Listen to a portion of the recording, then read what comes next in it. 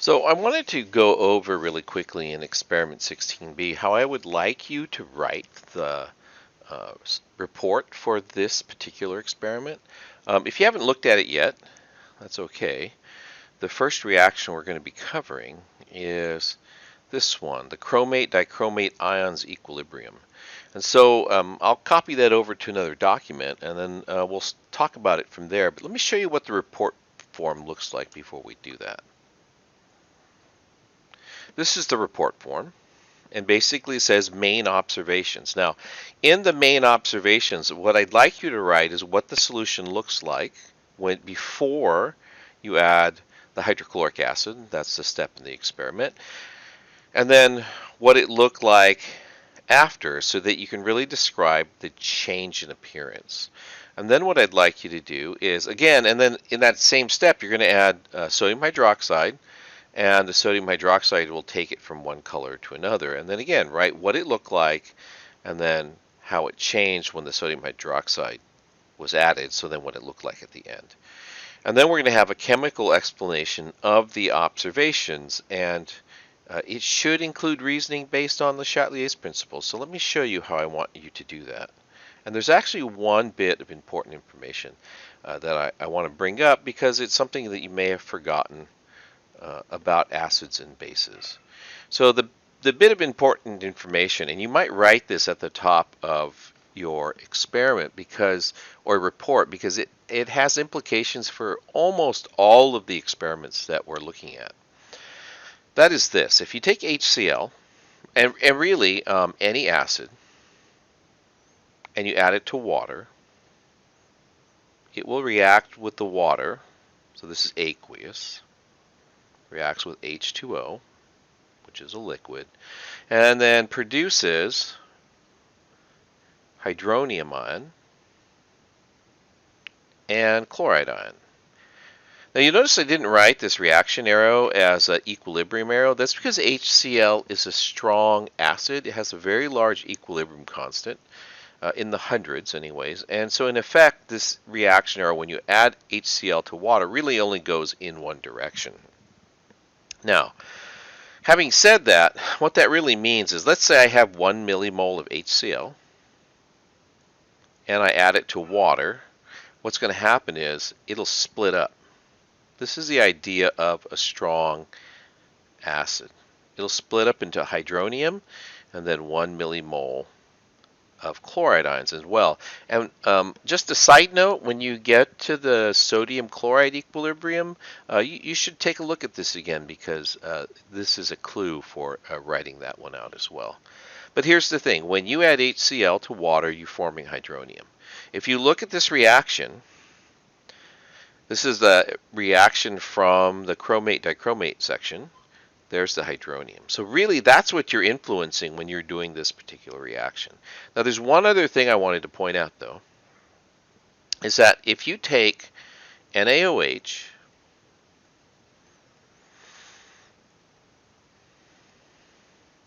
and HCl, which is really hydronium, right? So we're going to write it as hydronium. What you're going to form is sodium ion and H2O. In fact, you'll have two H2Os. There's one H2O from the extra hydrogen on the hydronium, and there's also, and that's liquid, sorry. And this one is aqueous. Oh, I meant to say sodium ion. Look, I left room for the aqueous, so I'll just do that. Like this. The reason it's important to understand this particular description of a neutralization reaction is that when you're adding the sodium hydroxide to a solution that has hydronium in it, which is basically all aqueous solutions have some hydronium, you're actually reacting with the hydronium ion itself and producing water out of it.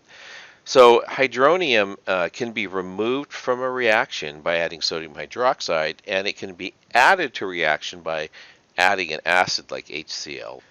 Well, how would you write your observations? Well, hopefully you write sort of a free-flowing observational like dialogue in your notebook. So you're watching the experiment and you're just on it, just whatever you see, you write it down.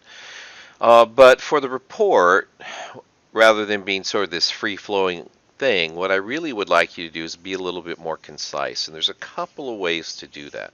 Remember, when you report a change, um, you need to talk about what it looked like and then what it looked like after you made the change, right? So, for example, you could write a series like this, uh, just orange solution, or sorry, yellow. It was yellow to start with.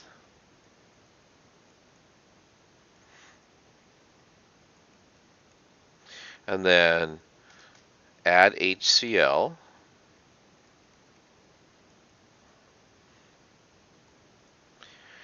turned orange. And there were more steps to it then. And then orange solution,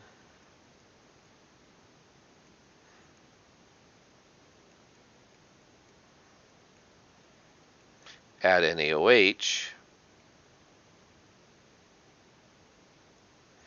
and then it turned uh,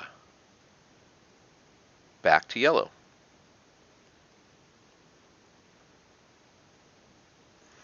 But when you're watching it for the first time, you don't like know what's going to happen necessarily. So you're just right. You might have a lot more stuff written, but that's okay. Just boil it down to the essence. So that's one way to do it. Another way, and let me just pause and erase this, and I'll write another way. Another way would be to write more like a flow chart. And so you could, for example, start with some of the same statements, but you would say orange. I guess it's fair to say you already knew its chromate solution. So, or sorry, I keep doing orange. Yellow, chromate solution. Um,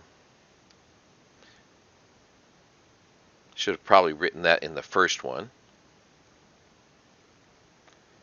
And then more like a flow chart, add HCl.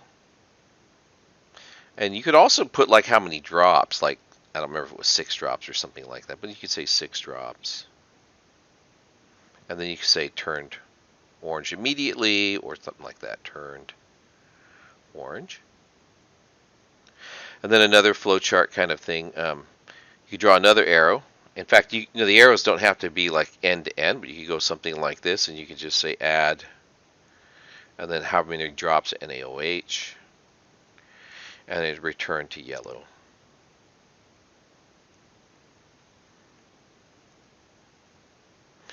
And so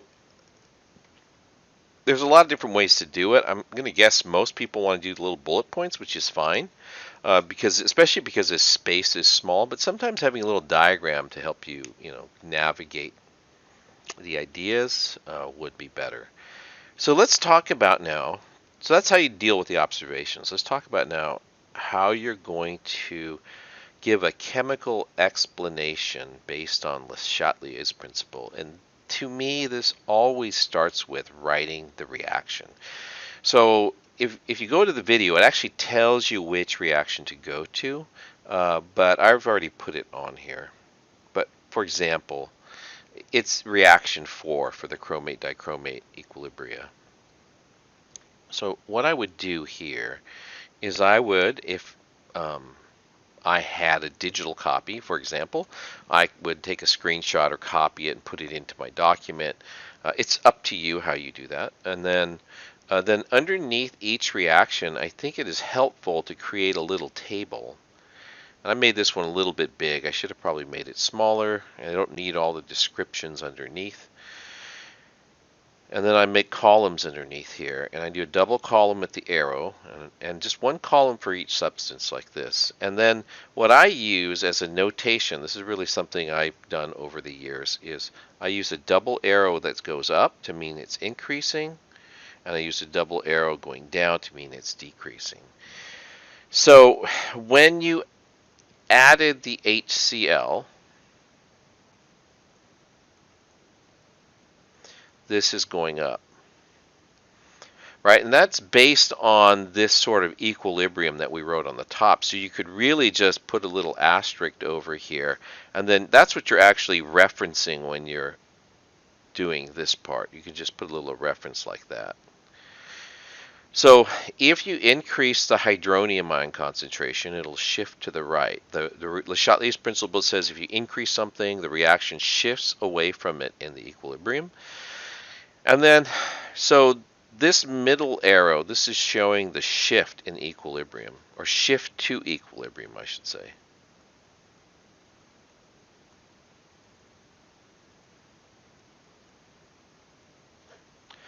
And then you have to indicate what happens to the concentrations of everything, or the moles of everything. So this is the tricky part.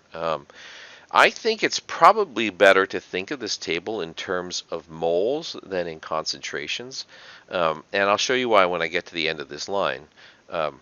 Arrows like this mean increasing, and arrows like this mean decreasing. Rather than being the main increase, it's what is the changes in response. And since if we're looking at the chromate, the yellow over here, since the reaction is shifting to the right to get back to equilibrium, what will happen is its concentration will decrease, right? And for chromate, the chromate will increase. And then you get to the water one, and this is why I say it's better to think of this in terms of moles, because you're talking concentration, water being the liquid, nothing happens. But I want you to have in your head, like, things are happening to the water. There's actually water being made in the reaction when you do this. And so if you think about this in terms of moles rather than concentration, then yeah, you're getting more moles of water.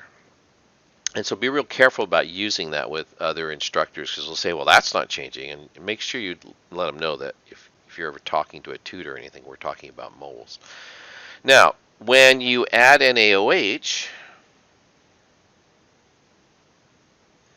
then this one's going down. And that's actually this reaction. And there's a lot of HCl NaOH stuff going on in here, so you can just do this. And what that means is in order to get back to equilibrium, the reaction shifts to the left. So remember, when you're making these changes, you're throwing it out of equilibrium. This means that the dichromate's going to go down, and the water is going to go down, and the chromate is going to go up.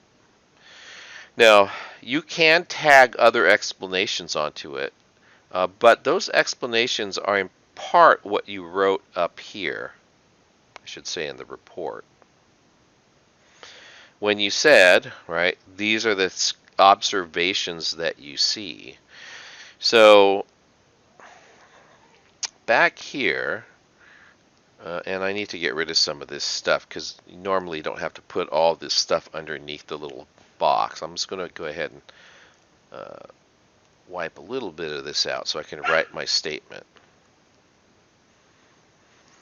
So you have to think about this, how you want to sort of summarize everything that you want to say. And I would start off by saying something to the effect, adding, need the pen again, adding HCl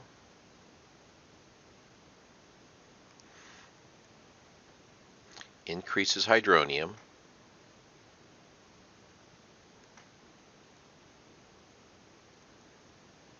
shifting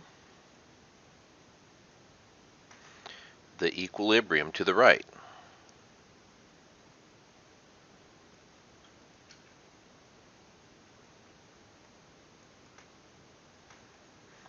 So sort of analyze what I just wrote there. This is 1. This is 2. This is how we actually think about it. It's actually how we write about it too. So then what do we observe, right? The yellow chromate is going down and the orange dichromate increasing, resulting in a orangish color. So this is, I don't know how that happened. Okay. So the third thing is, right, the yellow chromate decreases,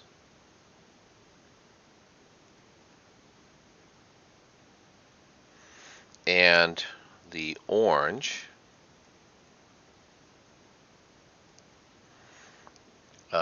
dichromate increases. And if you get tired of writing these, just make distinctive but clear abbreviation, right? Like that. You can do that's fine. Increases, resulting in the change or the orange solution's color, for example.